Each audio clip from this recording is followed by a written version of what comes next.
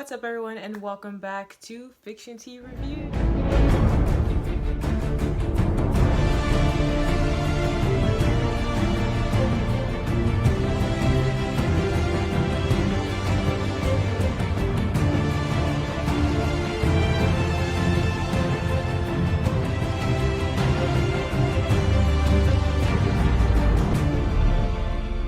We're going to talk about the Brazilian Netflix show called 3%. And if you have not seen 3%, if you have not seen not one episode of 3%, you need to get over there right now on Netflix, stop this video, and go watch it. First off, I just want to say spoilers ahead. So, spoilers. I'm telling you that there's going to be spoilers. So, if you haven't seen the show, do not watch this because there's going to be spoilers. If you don't care, continue to watch and support me. And if you haven't seen it, still continue to watch and support me. Just come back after you've seen it so you can, be in with what I'm talking about. 3% is a Brazilian Netflix show about people who live in the slums who enter into a challenge competition each year once they turn 20 years old at this place called the Offshore, so they can live better lives. But slowly they begin to learn that it is not they thought it would be. It's not fair, it's manipulative, and it's downright evilistic classism and capitalism. Now, season 1, I believe season 1 was 8 episodes, season 2 was 12 episodes, 12 episodes, I think it was 12 episodes, and then season 3 was 8 episodes. And we got to get an introduction into the main characters. There's Joanna, there's Fernando, there is Michele, there is Marco, there is, what is his name? Rafael, and Ezekiel. They're the main characters pretty much from season 1 all the way till season 3. Some of them die off, but for the most part, most of them are the main characters throughout the 3 seasons. One thing I want to say about the characters is, for me personally, I felt like they were very authentic and good. They were very believable characters. I believed all of their acting skills. I also really appreciated the diversity in this show and the fact that we did not see stereotypical portrayals of Black people, brown people, different types of people. You had Black, it gave us white, it gave us lighter skin, darker skin, it even gave us disabled characters. And the reason I mention all this stuff is because these things are very important when it comes down to watching television shows, watching movies. As the person who's watching it, you want to see what you see out in the real world and not just a false perception of reality, basically. So it's definitely important that they included all of this. It's very appreciative that they did this. It makes the show even 10 times better. And it's just, the show is just great. So one thing I want to say is that the show is a Brazilian show, so I believe they speak Portuguese. And I watched it dub. It was fine dub, and usually I would have a problem with watching dub, but I was okay with the dub version. I personally feel like they've matched the characters. I mean, even though, when they talk, it wasn't matching up what they're saying, but as far as the sound of the characters, the emotion of the characters, I felt like personally it went together. The only downside of it is that it's dubbed, so it's not going to match up with the voice all the time, but I feel like they did an okay job. If you don't want to watch dub, you can watch sub. They have that option. So anyway, back to different type of characters in positions of power, and the opposite, not in positions of power. And I will say, I don't think I've seen too many natives, indigenous, or Native American people, or Asian people. I might have seen them in the crowd, but as far as the main cast go, you don't really see that.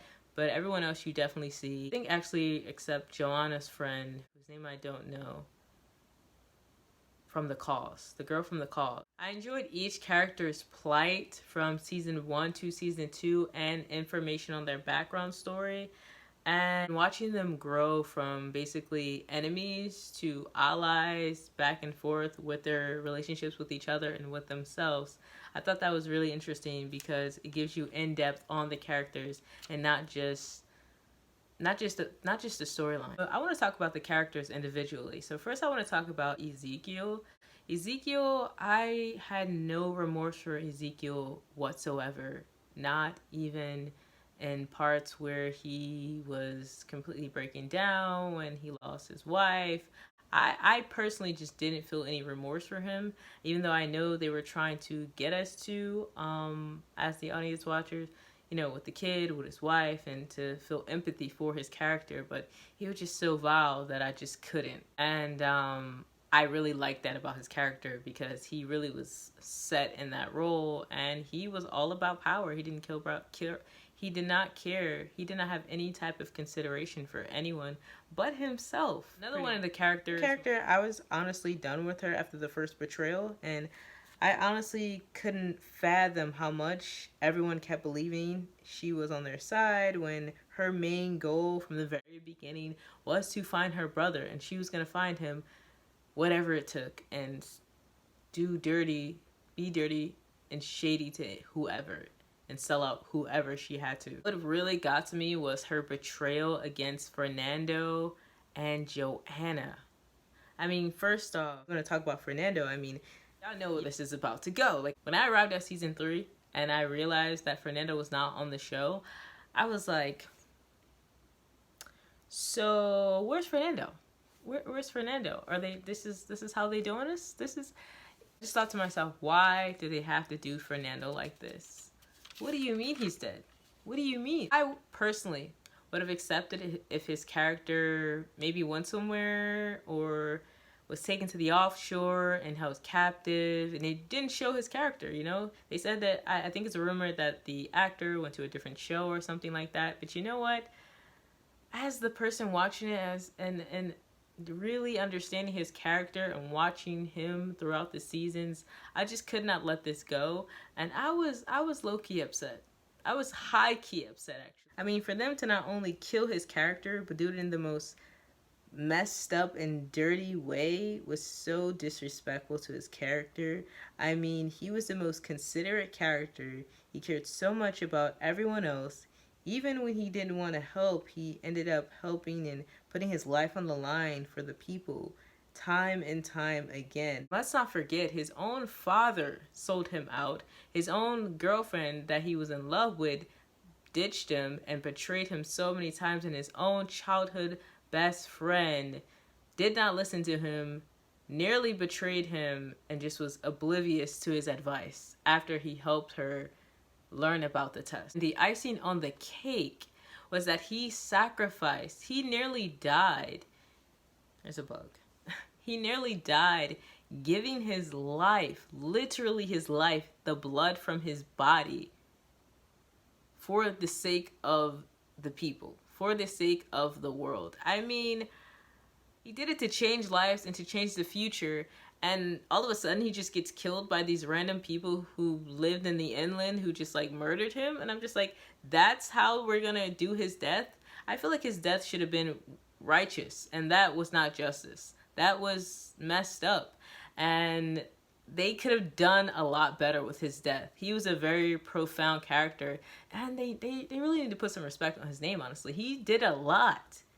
If you watch everything that he did a lot. And most of the time, he did not want to be a part of it. There were times where Joanna would come and be like, come on, just help us, be down. And he's like, you know, after Offshore, I'm done with this. You know, I don't want to be a part of any of this stuff. And they dragged him in. And once he got dragged in, he helped them. And he was loyal to them. And he was about it. And all of this, he did the most out of all the characters. And he was disabled in a wheelchair, and he's a superhero, honestly. I personally feel like he was too good for them. He was too good for them. He was too good for the show. I mean, maybe that's why he left. But it just really was messed up to know, like, that's the way he died. Out of all the ways they could have made him die, I would have even liked to see like a surprise motherfucker, like type of Dexter thing. Surprise, motherfucker!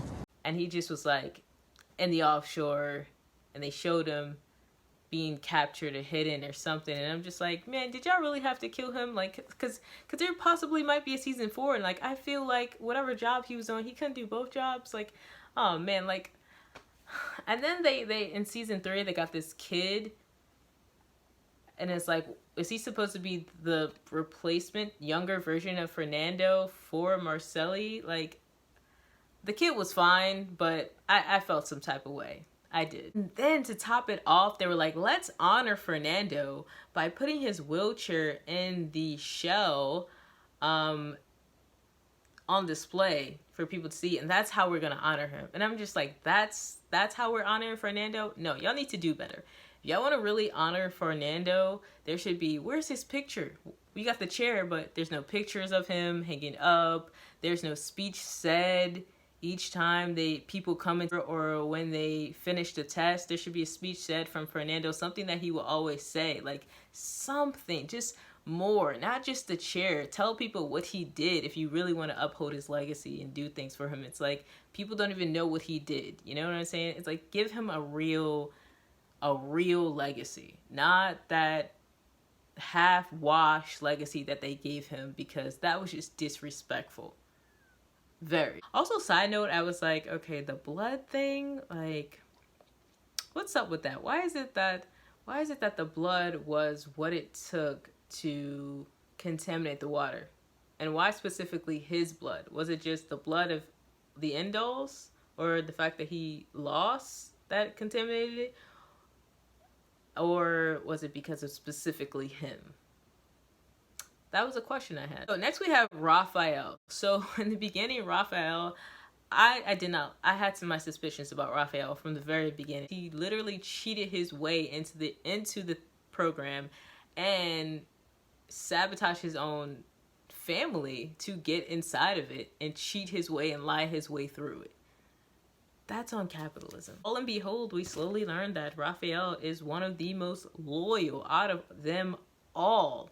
Someone you never thought would be the most loyal, Rafael is that one. And I really appreciated the fact that he was not a snake and he didn't go against them or the cause. I was just like, yes. I'm glad that it wasn't something that was like inevitably that just happened and he was like an enemy. The nonsense he put his girlfriend Alyssa through was very much messed up and mean. She didn't lose everything. I mean, she lost everything because of him. She put her entire life at the Offshore on the line for him, and he kind of just expected her to just go with it because of his male ego and everything's supposed to be about him, even though he says it's about us. But let's be honest, it was mainly about him and his situation.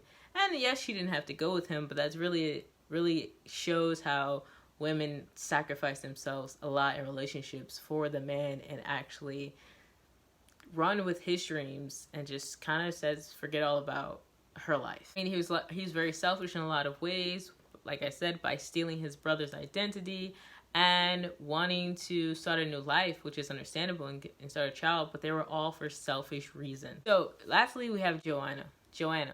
So Joanna, I think it's Joanna. Joanna is one of the lone wolf characters. She came in there alone. She has no family. She's very mysterious. No background, no history, no anything. And for a long time, she had been the lone wolf. She had been the lone wolf. We watch her character grow and her character's strengths shine throughout the seasons. I was very happy to see that she and the girl from The Cause ended up being together in that scene at the end. I was like, we know they're going to get together. We know there's going to be a kiss. Like, when is that coming? So that was nice to see because she actually let down her guard and she was able to allow someone in and find love or whatever it is for that moment. It just was good to see for her character. Also, that scene added a little bit of range of LGBTQ in there, which is cool because people who are LGBTQ can also see themselves. I don't think there was very much of that besides that scene with them two. There was a scene with these two guys making out on the Offshore, but besides that, and then the trio couple, but you never really seen the two women in the trio couple kind of kiss, I don't think, in a romantic way. If so, I don't remember seeing that. One thing I will mention about Joanna's character is the suspicion with her parents. Now, season 3, we find out that the trio family, who became the Dose family, they have a child, and then the council basically tells them your child has to go to the inland, cannot be on the Offshore, and they send their child away whose name is Tanya. She tries to come to pass the test to be on the Offshore with her family, and she fails. And she's basically sent back to inland. It raises all these questions of, okay, is Tanya really Joanna, and it's like, well, would she remember her name? Wouldn't she be like 90 years old? So there's definitely a connection though between Tanya and Joanna, or at least I suspect that there is. She's either maybe like her granddaughter or her daughter. In some way they're connected. They could even be siblings, but I highly doubt that one.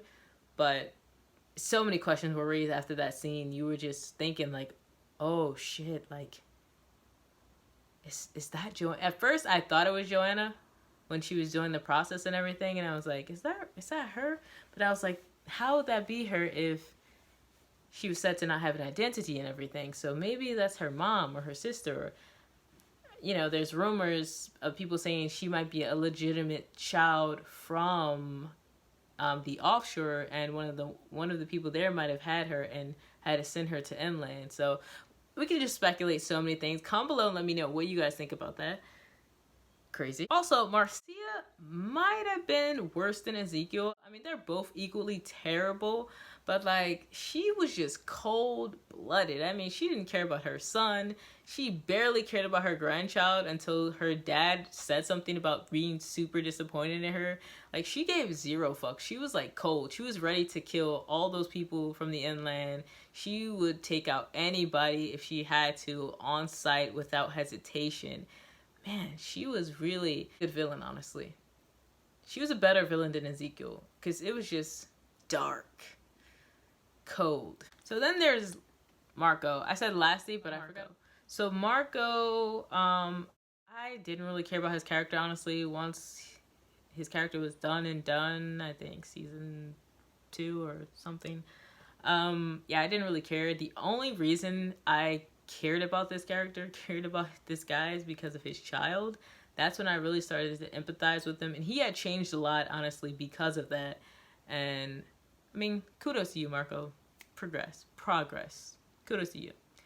So yeah, it was good to see him stand up to his mom finally and become a better person and become aware of his privilege. Basically, is what he did. He became aware of the fact that life is not going to hand you things just because you have that name, and you have to work hard for things.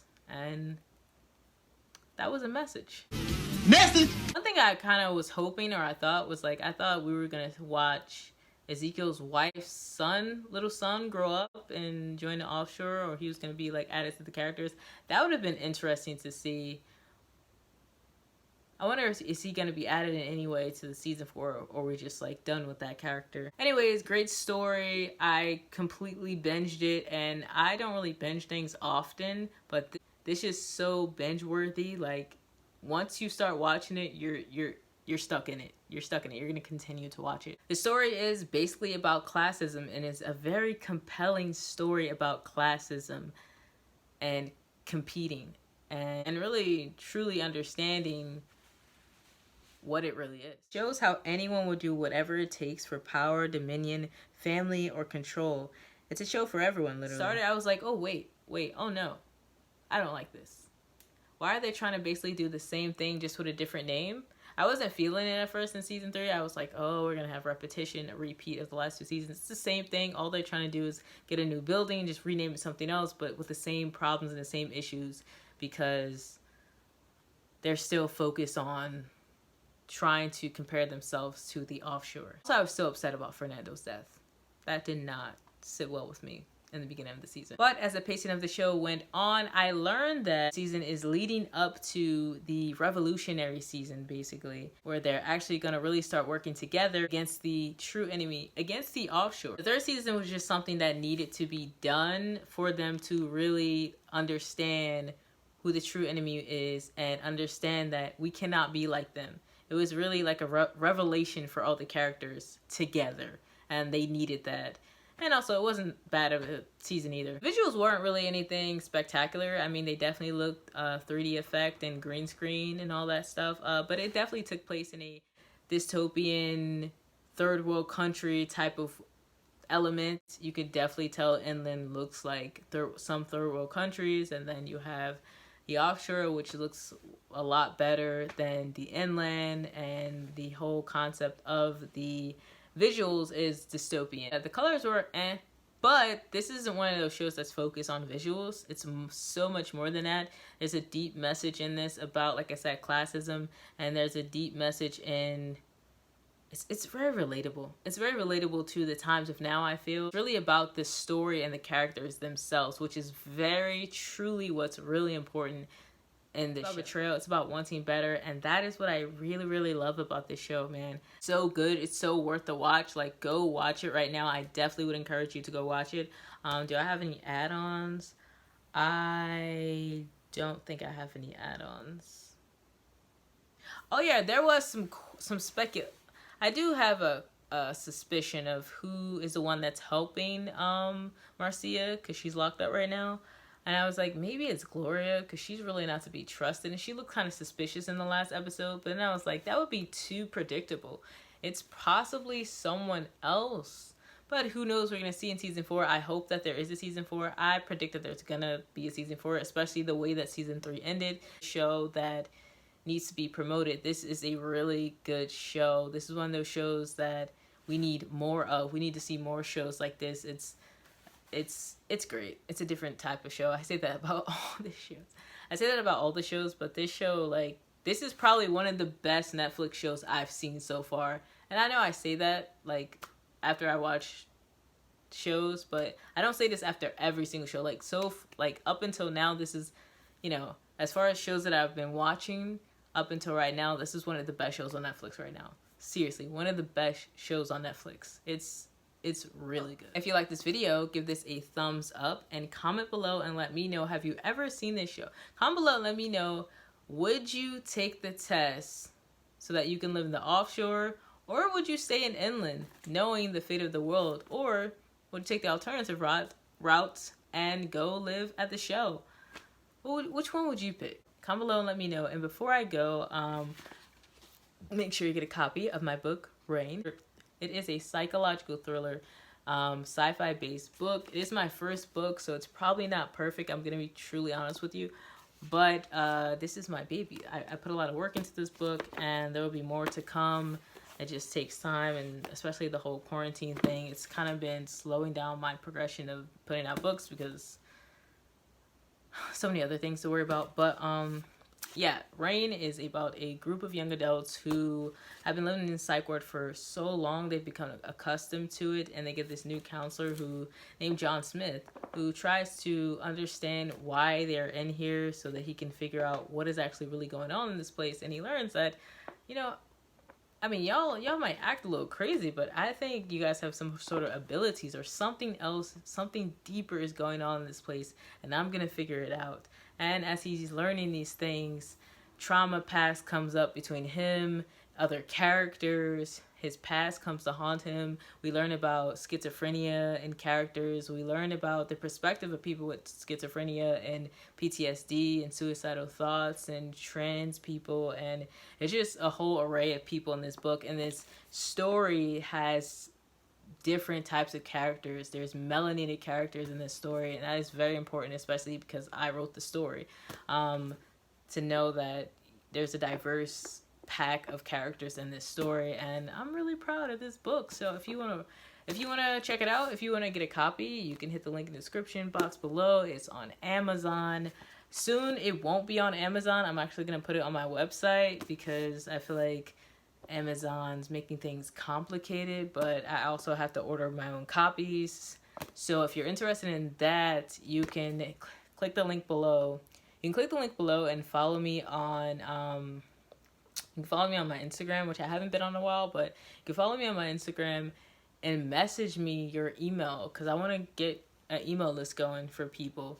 So yeah, I'm talking a lot, but we're going to get into the story. This is going to be a long video to edit. So let's read where I stopped. Just to know that I barely put a dent in the book from what I've been reading. It's crazy. So, says start here. So a knock on the door interrupts me. You alright? What the fuck was that just now? They were all calm the other day. I just don't understand what went wrong. Tears are leaving my eyes. My voice is weak. So last we checked, John Smith actually was being attacked by... So John Smith was like talking to all the kids, and Sam had got dragged in.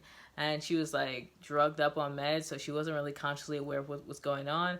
And then all the kids started acting real wild, like Tracy was being overly sexual, and he was attacked.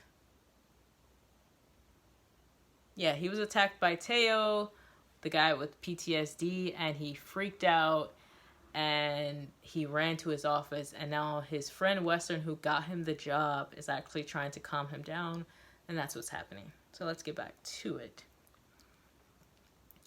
Western laughs. It's alright, this happens all the time. No. Teo just tried to kill me, for Christ's fucking sake. And Tracy, oh my god. Breathe, says Western. Calm down, Smith. Deep breaths. He grabs my shoulders to comfort me, but I shrug him off, advising him not to touch me.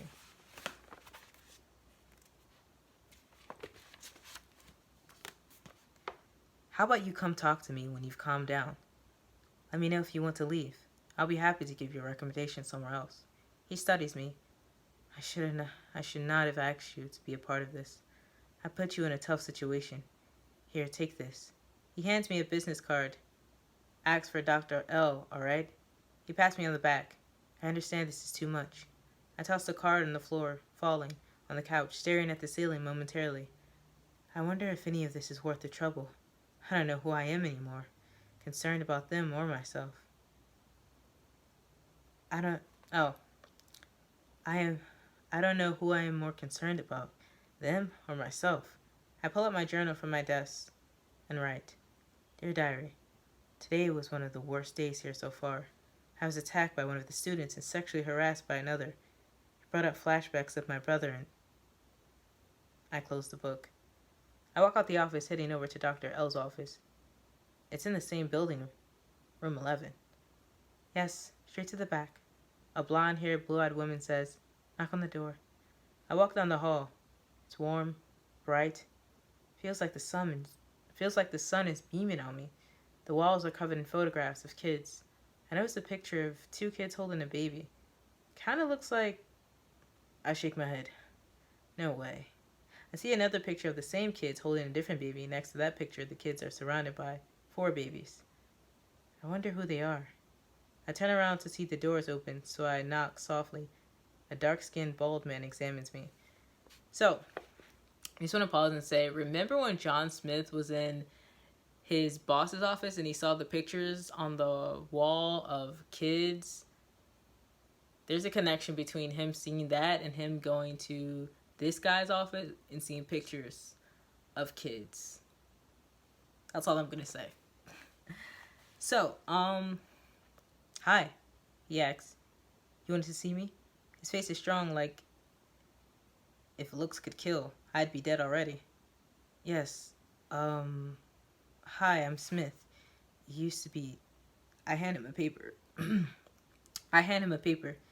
These kids, doctor? He corrects me. Counselor. Yes. What happened? I twist in the seat. I mean, why'd you leave?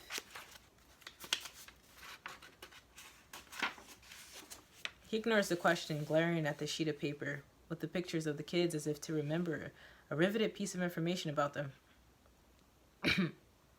His left hand lifts to his chin.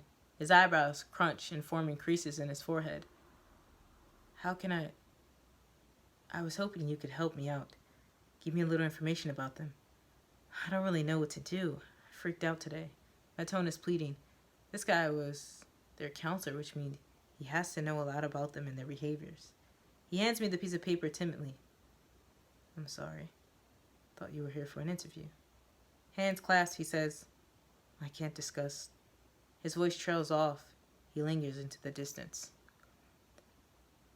But I will say that my time with Joseph Wright had expired. He is my original and only patient there.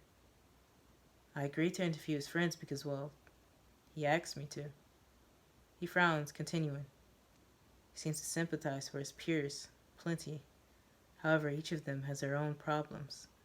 I tried to help Joseph. He shakes his head. I'm sorry. I have another client at 3:12 p.m. Oh, okay. Well, thank you. I nod. Before exiting, he says, Smith. He stops himself and He stops himself with eyes closed. His mouth ejects a murmur like it's a secret. Listen to them. Understand who they are. Who they really are. Within. Thanks. I'll try. The walk back was slow and steady. I barely thought about anything except for what Elle said. He seems to be concerned about Joseph versus anyone else, but he held back information. I go to the front desk where a different lady sits.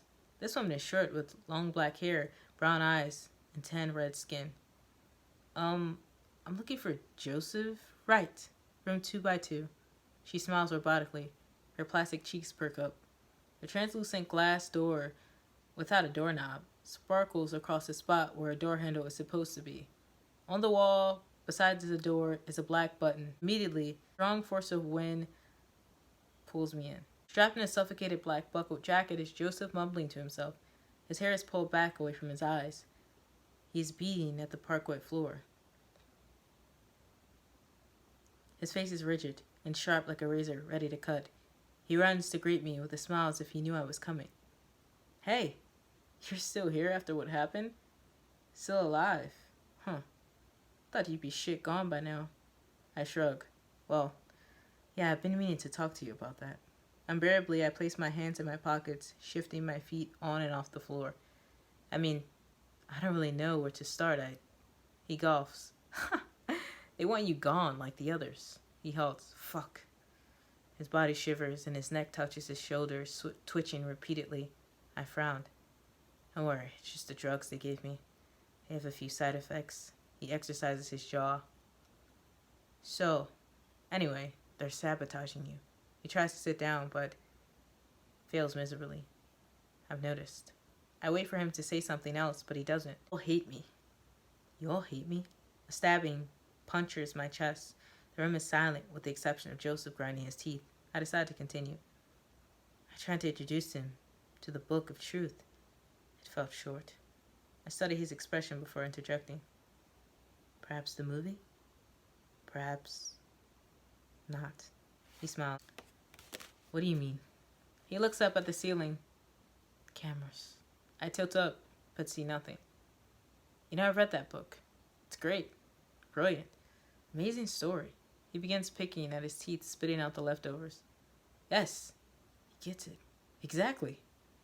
But his expression is stern. It's too advanced for them. Perhaps you should try a different approach, maybe introducing them to simpler reads, discover their reading levels. He smirks. Wow, he's right. I was so caught up in trying to impress them instead of understanding their abilities and their interests. I shake my head, lowering my tone. I'm such an idiot. Don't be so hard on yourself, newbie. You're not that idiotic. He giggles. I stare at him in awe.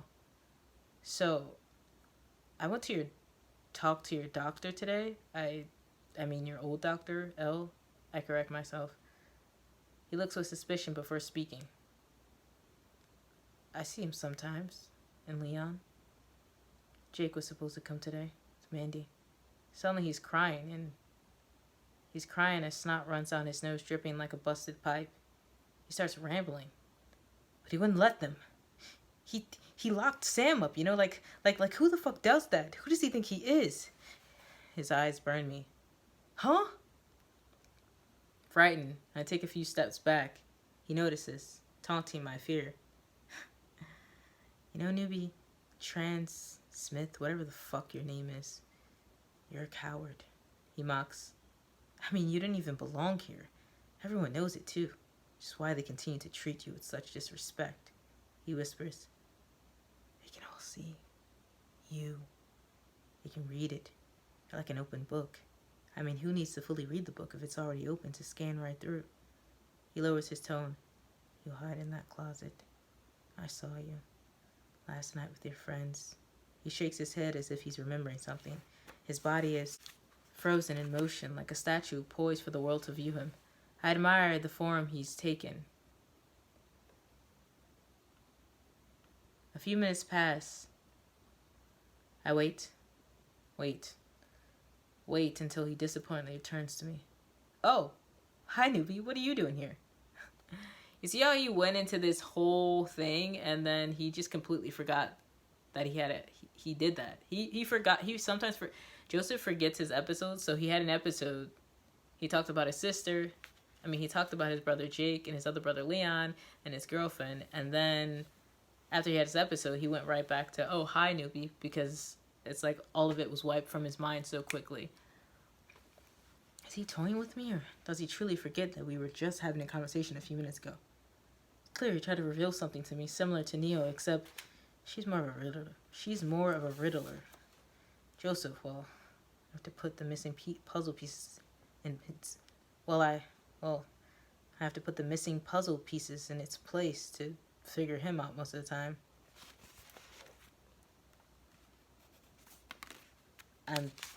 I scratched the sweat on my neck.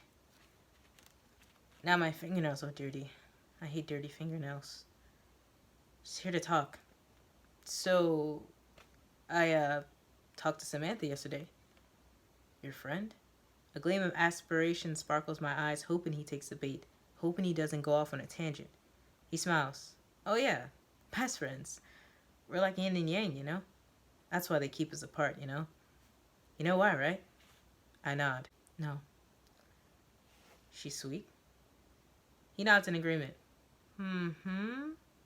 Yeah, they want her sweetness, you know? To tarnish the brand. All just brands, you know? That's all. Samantha said something similar. He smirks. Really? He didn't wait for a response. Of course she did. Samantha knows. He looks around the room, easing towards me. She just knows things. And do you know why she knows? You know why I know that they know that she knows? This time he's waiting a response I don't have. No. He puffs hot air. Oh, come on. Leon, you're in denial. I squint my eyes. Exactly. He nods. I take a few notes as Joseph watches me like a hawk stalking its prey. I smile at him.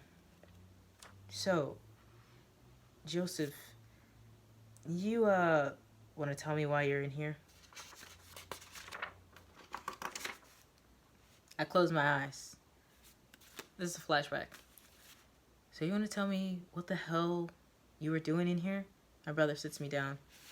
I was just... I don't know. I lower my head in embarrassment. He pulls my chin up, kissing me on the cheek. It's alright. Here. He hands me the bra. If you want it, then take it. I won't tell Mom, okay? Okay. Back to the current scene. I return. What happened? His voice turns hushed and premature like a little boy. Well, Dad said I was a bad boy. Daddy hates me. Shames me. Put me in the corner, telling me. He lifts his eyebrows, mimicking. Don't come out unless I say so. Don't you dare. So here I am in the flesh, wrapped up like a burrito. What did you do? He looks at me with pleading eyes. Look for her, before they hurt her again. Like they always do. Please, El. Like he always does. He gets his friends too. He pauses. Makes me so angry, but I still love you, Dad. He says hysterically. I don't know why after all the shit you've done and continue to do. Why I still fucking love you. He exhales.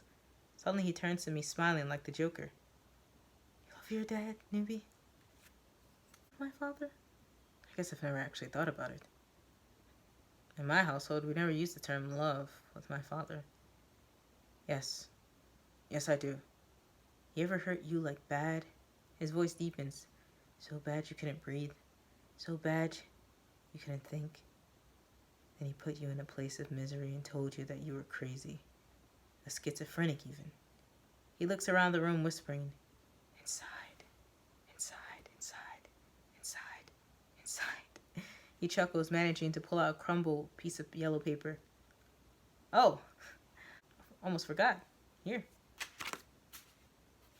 From Kale. She's like completely starstruck over you. Like a lot. He rolls his eyes. Oh, for God's sakes. It's overbearing. His voice drops. I smile uncomfortably. Yeah, so I've noticed. I think most of her being smitten with me is my fault. I was trying to be kind, but I was received the wrong way. Great. His tone is cheerful. So much actually she talks about you all fucking day. It drives me well insane. But I'm already insane, so I guess it drives me to morality. Sometimes I just want to He doesn't finish the sentence, but his cheeks rise up like rosebuds. He looks at me with curiosity. But you, he pries. You favor Tracy? Or... He waits. Sam? My face must be reddening because he proceeds to say, bingo. It's alright. You know, if you like her. I get it. Really. Everyone does. I open my mouth and close it. He likes her too, you know. That's why he's doing this. Because he loves her. My mother. Sam. He lifts his brows. He sees her. I swallow my spit. It's okay if you like Sam. She's charming. He nods to himself. Beautiful. She can't help that men want to fuck her because they're just, we. He turns to me. We're just egotistical dogs, really. His tone darkens.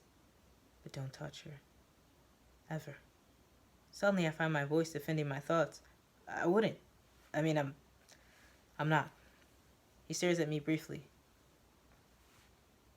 I don't know you, newbie. I just know you're a man with needs and desires. His voice trails off. He stares at me menacingly. There was a guy here. Works in a different department now, but once he attempted to touch Sam. He kissed her. She broke his nose, then told me. He pauses. I stabbed him, I answer. Shocked, he says, huh, so he told you? Yeah. He laughs. He's recently switched departments. He shrugs. His time will come. What a creep. My body shivers. Oh, he deserved it, you know? He smiles wickedly. You tell him that? No. I lower my head in embarrassment. He doesn't speak. Instead, he stares blankly into the air. Joseph. Yeah? When he turns, I stare at his familiar boyish grin, eyes of innocence and hair matted. Can I ask you one last question? He looks around the room. Sure. What are you doing here? Why are you here? What a stupid question. Why is any of them here, right? I know why they're here, but I have to know. I have to hear it from his mouth. Oh, right. He raises his head as if to remember something.